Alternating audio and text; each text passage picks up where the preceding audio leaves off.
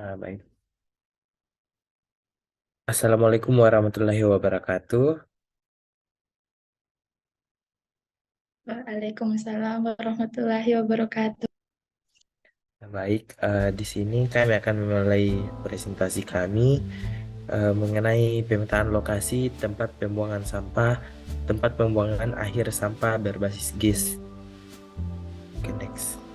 Adapun anggota dari kelompok kami, kelompok 3, yaitu yang pertama Vira Fitriani dengan NIM 005, kemudian Gilbert Nugroho Putra dengan NIM 011, Andi Dewangi dengan NIM 027, Muhammad Jatterosin dengan NIM 053, Novia dengan NIM 071, dan Shane Jeremy Eric dengan NIM 059.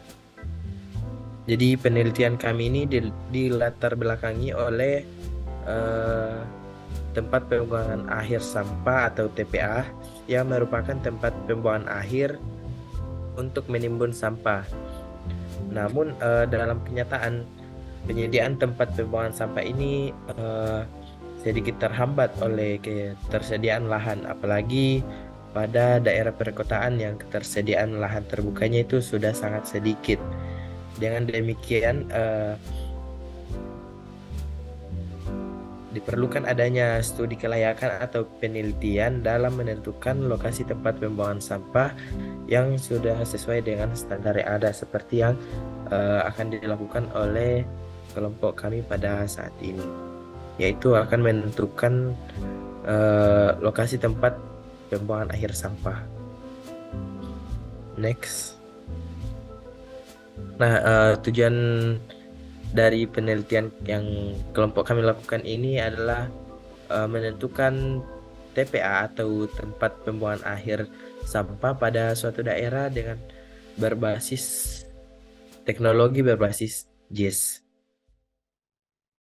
Nah, adapun data yang kami butuhkan dalam pen- penelitian ini yaitu yang pertama data batas administrasi, kemudian data jalan, kemudian data geologi, kemudian data kemiringan lereng dan data permukiman. Nah, adapun tempat kami mengambil data atau sumber data itu ada dari Geodatabase, kemudian Tanah Air Indonesia, kemudian dari Geospasial, dan dari Tanah Air Indonesia juga kami ngambil data Deptas.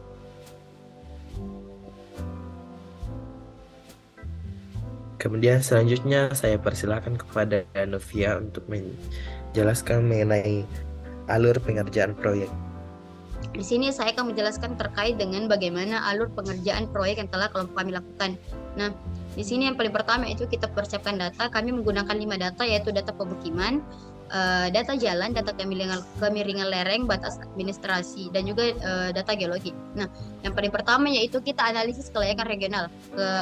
Hal yang kita lakukan yaitu membuffer 2 data, yaitu data jalan dan juga data pemukiman. Kemudian kedua data yang telah kita buffer ini kita gabungkan dengan batas administrasi dengan menggunakan fungsi union. Nah, dari hasil ini kita bisa menentukan bahwa lokasi-lokasi rekomendasi yang memang bisa kita jadikan sebagai tempat untuk menentukan penentuan tempat pembuangan akhir sampah, dan juga tempat yang memang betul-betul tidak bisa kita jadikan sebagai tempat untuk dijadikan sebagai tempat untuk melakukan pembangunan pembuangan akhir sampah. Nah, kemudian kita melakukan intersect dan kita melakukan scoring.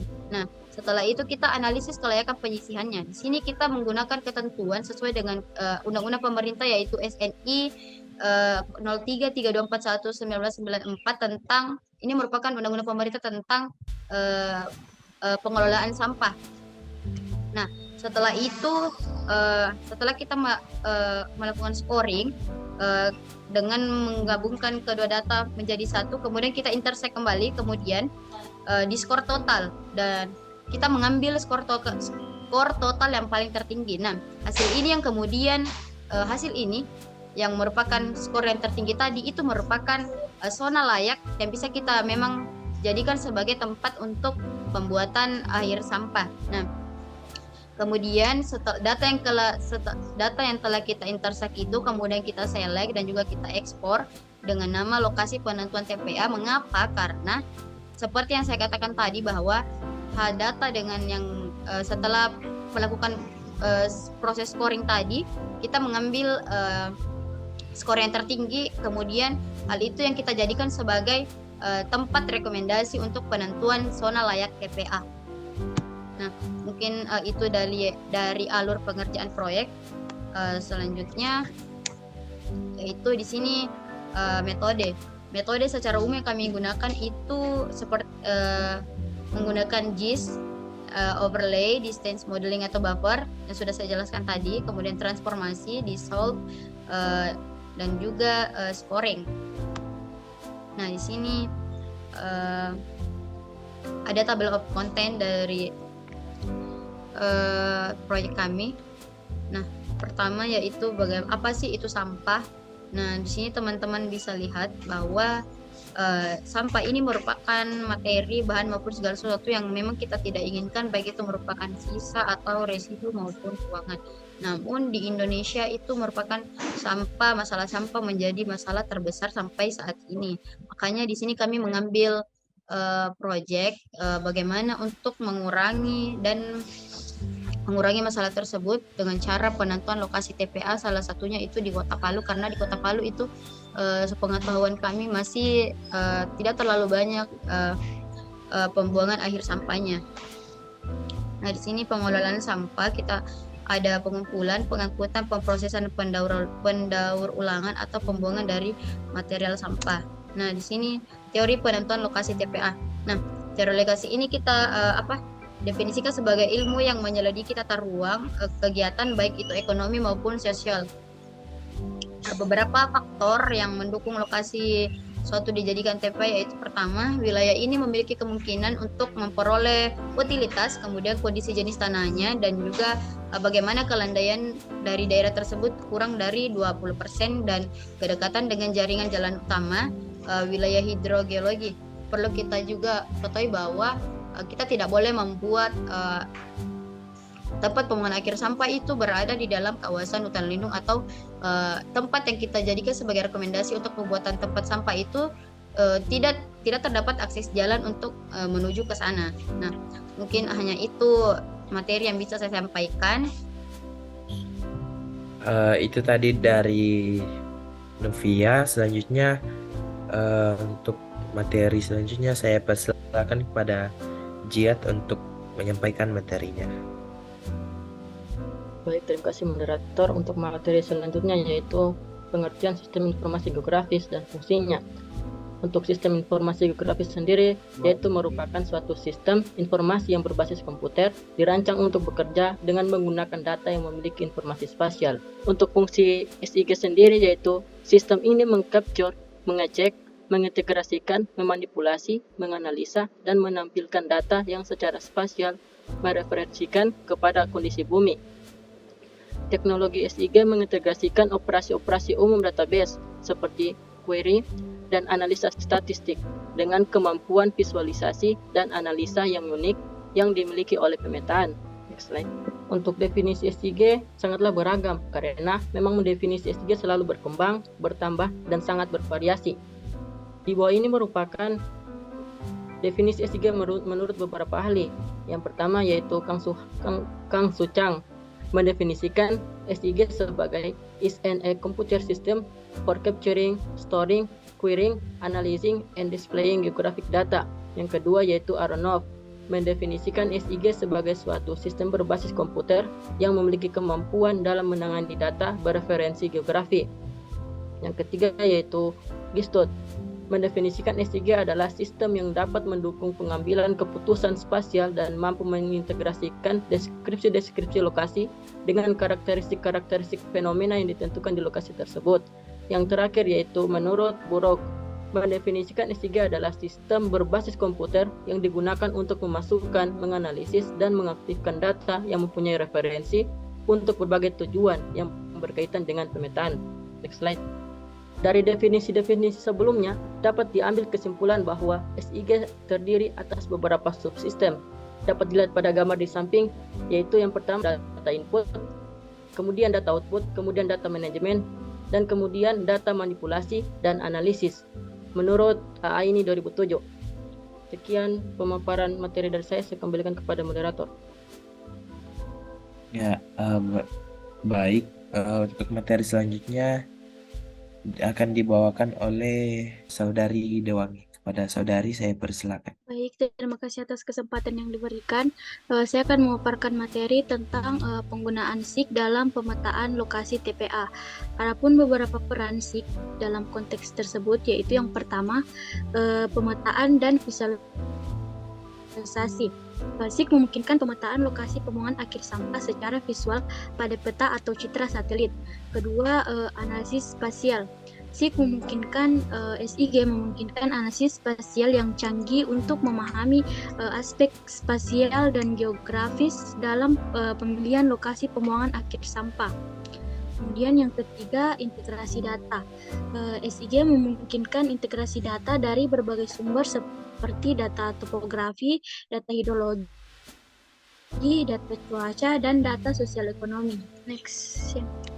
Dan yang keempat, visualisasi.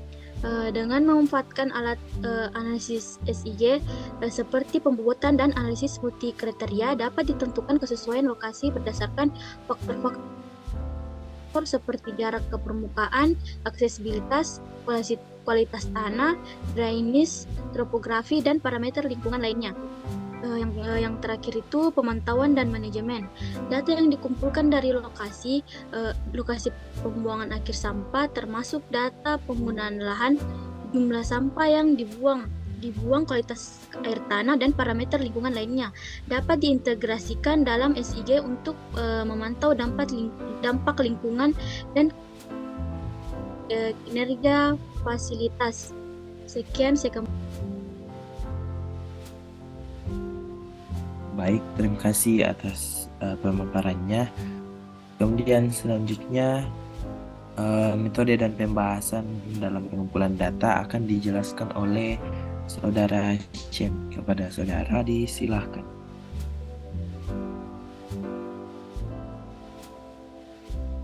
Ya, baik. Adapun metode atau pengumpulan data yang kami lakukan itu yang bersumber dari dokumen yang dimiliki instansi seperti Badan Perencanaan dan Pembangunan Daerah Kota Palu dan juga Badan Pusat Statistik, juga Dinas Kebersihan, Pertamanan, dan instansi lainnya. Metode ini, pengumpulan data sekunder ini merupakan pengumpulan data, informasi, dan peta kepada sejumlah instansi dan literatur terkait. Adapun variabel penelitian dan definisi operasionalnya. Nah, yang kita miliki pada amenitas atau penanggulangan dampak pencemaran, jarak perumahan terhadap TPA dan jarak TPA sampah terhadap pemukiman 500 meter sebagai buffer tidak layak. Buffer ini berfungsi untuk mencegah pencemaran air, gangguan bau, lalat, dan bising yang ditimbulkan dari TPA sampah. Seperti pada amenitasnya itu pada pelayanan, jaraknya itu di mana jauh dari jaringan jalan. Juga jarak TPA sampah terhadap jalan raya ditetapkan 200 meter sebagai buffer tidak layak. Buffer ini berfungsi sebagai daerah penyangga terhadap estetika jalan. Yang diberi buffer adalah jalan. Yang kedua itu kondisi tanah atau fisik dasar. Jaraknya itu merupakan kemiringan tanah atau kelerengan tanah. Kemiringan lereng berkaitan dengan kemudahan pekerjaan konstruksi dan operasional TPA sampah. Semakin suatu daerah semakin kemiringan tanahnya semakin sulit, maka pekerjaan konstruksinya dan pengoperasiannya akan semakin sulit. Daerah dengan kemiringan lebih dari 20% dianggap tidak layak. Adapun peta batas administrasi Kota Palu, yang berwarna kuning merupakan hasil dari evaluasi tabel atribut, di mana mengevaluasikan daftar kecamatan yang tidak sesuai dengan kecamatan dari Kota Palu, yang berwarna kuning. Nah, selanjutnya itu peta geologi Kota Palu, di mana hasil identifikasi kami eh, dapat diketahui bahwa jenis tanah yang ada pada Kota Palu itu ada formasi Tinombo, komplek batuan metamorfis, formasi Pakuli, granit Palu, dan endapan permukaan tak bernama. Selanjutnya, peta kemiringan lereng. Dapat diketahui dari peta ini bahwa di Kota Palu eh, kemiringan lereng yang ada itu kebanyakan cukup apa ya namanya landai, di mana pada kotanya itu lebih tidak mengalami kemiringan lereng yang sangat tinggi. Mungkin itu saja yang saya dapat jelaskan. Saya kembalikan pada moderator. Kasih kepada saudara Shen.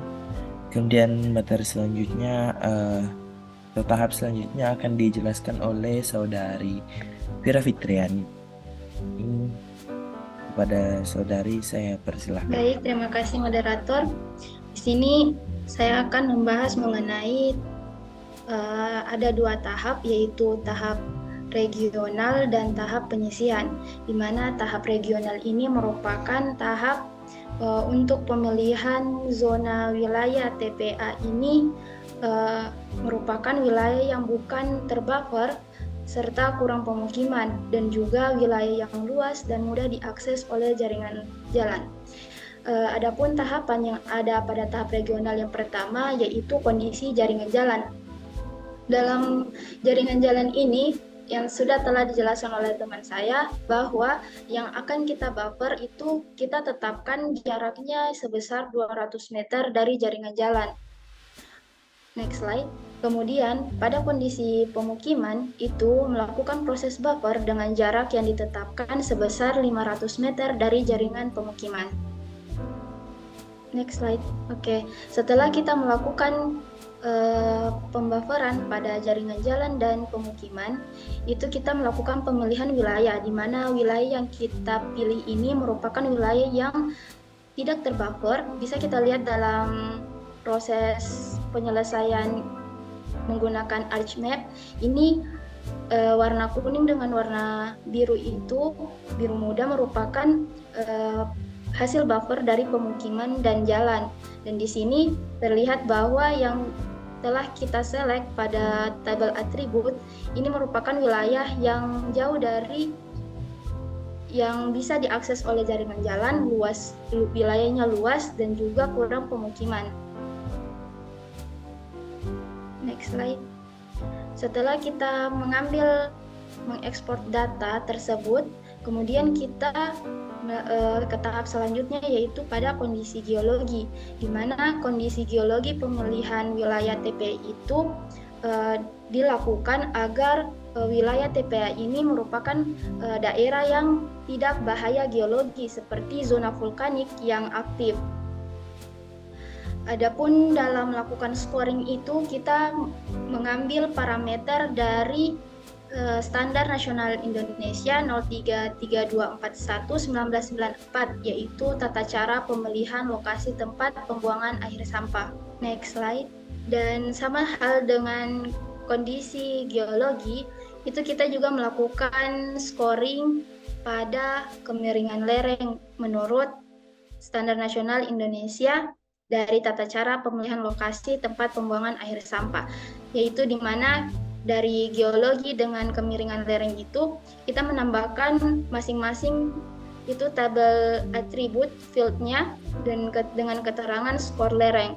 Setelah kita melakukan scoring, kemudian tahap selanjutnya itu kita melakukan intersect, di mana dalam intersect ini yaitu kita menggabungkan data-data yang sudah kita lakukan scoring dan lain halnya itu menggabungkan menjadi satu data. Dan dari gambar itu terlihat bahwa ini merupakan hasil dari intersect. Setelah dari hasil intersect tersebut itu merupakan tahap menuju mendapatkan wilayah TPA, dan untuk mendapatkan potensi wilayah TPA yang dianjurkan itu kita perlu melakukan penjumlahan nilai scoring dari hasil lereng dengan geologi. Kemudian wilayah yang memiliki skor tertinggi itu dipilih sebagai rekomendasi TPA pada tahap regional. Setelah itu kita melakukan generalisasi, di mana proses yang dilakukan pada tahap ini memiliki tujuan untuk mengantisipasi daerah yang kurang memungkinkan seperti pada daerah terbangun maupun lahan yang luasnya kurang dari TPA sebelumnya. Proses ini yaitu kita menyeleksi hasil generalisasi sebelumnya itu, kemudian kita melakukan select luas wilayahnya itu lebih besar 2 hektar. Kemudian pada tahap penyisian ini menggunakan penilaian bobot dan scoring pada lokasi yang sudah terpilih dari tahap sebelumnya. Hasil bobot tersebut dikalikan dengan skor atau nilai berdasarkan analisis spasial. Jadi dalam tahap penyisian ini kita menambahkan pada tabel atribut itu merupakan sebuah keterangan di mana dari hasil scoring apabila dia kurang dari 70 itu merupakan sesuai rendah, antara 70 sampai 110 itu merupakan kelas sesuai sedang, dan lebih 110 itu merupakan sesuai tinggi. Nah, di sini kemudian kita melakukan selectable attribute di mana yang kita lakukan potensi anjuran wilayah TPA itu merupakan wilayah sesuai rendah dengan luas daerahnya itu merupakan 2 hektar, lebih besar dari 2 hektar. Sehingga hasil yang diperoleh dari tahap penyisian itu merupakan gambar dengan warna merah, itu merupakan lokasi anjuran pembangunan TPA. Dengan warna kuning itu merupakan lokasi potensi TPA, dan hijau wilayah potensi TPA, warna putih itu batas kabupaten, dan warna kuning batas administrasi.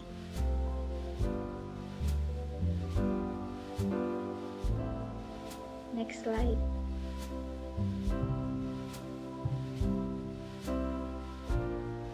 Oke, jadi hasil dari penentuan alternatif lokasi TPA di Kota Palu bisa kita lihat dari peta tersebut, yaitu ditambahkan dengan data-data sebelumnya yang telah kita kumpulkan. Ada jalan, pemukiman, batas kabupaten, batas kecamatan, wilayah potensi TPA, warna lokasi potensi TPA dan lokasi anjuran pembangunan TPA, di mana wilayah potensi TPA ini merupakan di wilayah Kecamatan Mantikulare. Sekian dari saya kembalikan ke moderator. Baik, diucapkan terima kasih. Selanjutnya kesimpulan yang akan dibacakan oleh Saudari Andi Dewangi. Dipersilakan. Baik, saya akan membacakan kesimpulan dari kelompok kami. Nah, berdasarkan penelitian yang telah kami lakukan, ditemukan kriteria-kriteria sebagai dasar penentuan alternatif lokasi TPA sampah yang sesuai dengan kondisi Kota Palu. Kriteria yang didapatkan berdasarkan data kami diperoleh Kecamatan Montikulore, tempat yang sesuai untuk dijadikan lokasi TPA, yaitu dengan jenis aluvial dan potsolik, karena memiliki karakteristik dengan pori yang kecil yang didominasi oleh tekstur clay atau silt, sehingga memiliki kemampuan yang cukup sulit untuk meloluskan air atau permeabilitas rendah. Nah, lokasi-lokasi yang ditemukan dalam menjawab permasalahan persampahan yang dihadapi Kota Palu, yaitu kondisi sekarang. Diperkirakan TPA Kawatuna sudah tidak cukup tampung sampah, sehingga lokasi alternatif TPA ini dapat membantu untuk menemukan lokasi alternatif sampah TPA di Kota Palu. Sekian kesimpulan dari saya kembalikan ke moderator. Ya, baik. Itulah tadi presentasi dari kelompok kami, kelompok 3, itu dalam menentukan lokasi TPA pada Kota Palu. Untuk mengakhiri presentasi ini, kami mengucapkan terima kasih atas waktu dan perhatian yang telah diberikan. Kami berharap bahwa presentasi ini dapat memberikan informasi yang bermanfaat ke depannya.